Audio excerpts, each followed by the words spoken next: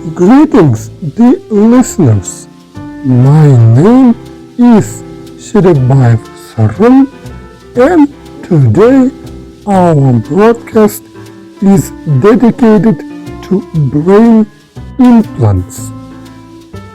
Brain implants, often referred to as neural implants, are technological devices that connect directly to a biological subject's brain, usually placed on the surface of the brain or attached to the brain's cortex.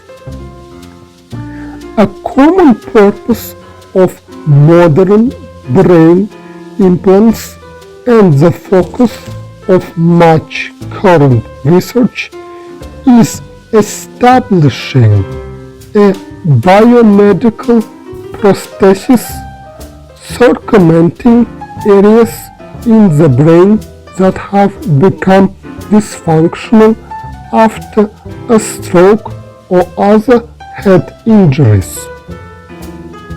This includes sensory substitution in vision.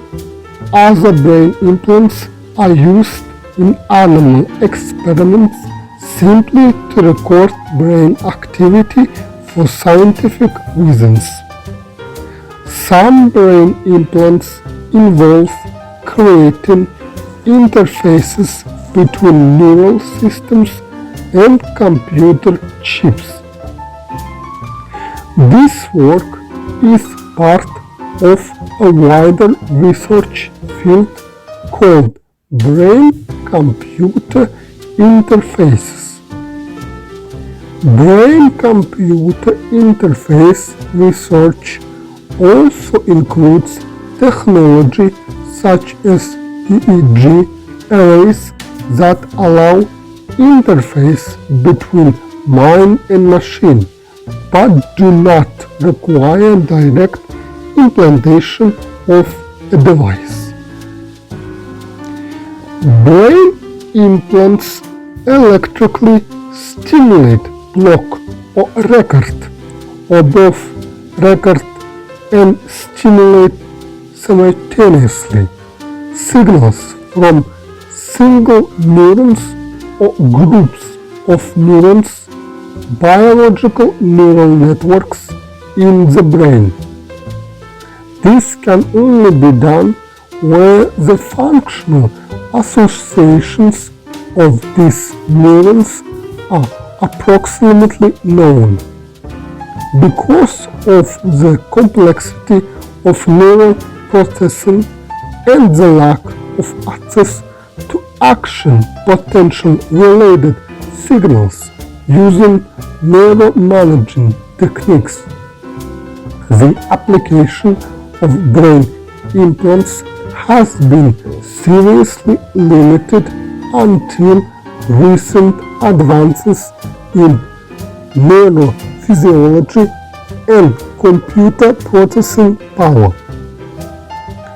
Much research is also being done on the surface chemistry of neural implants in effort to design products which minimize all negative effects that an active implant can have on the brain and that the body can have on the function of the implant. Researchers are also exploring a range of delivery systems such as using veins to deliver these implants without brain surgery.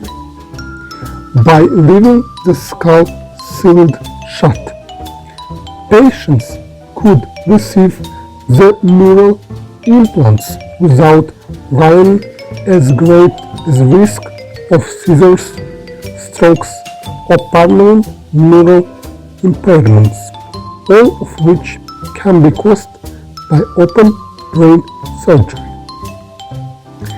Ethical questions raised include who are good candidates to receive neural implants and what a good and bad uses of neural implants. Whilst deep brain stimulation is increasingly becoming routine for patients with Parkinson's disease, there may be some behavioral side effects. Methods in the literature describe the possibility of apathy, hallucinations, and compulsive gambling, hypersexuality, cognitive dysfunction, and depression. However, this may be temporary and related to correct placement and calibration of the stimulator, and so are potentially reversible. And now our broadcast is over. Please subscribe to this channel. That was your host, Serikbayev Syrym. Goodbye.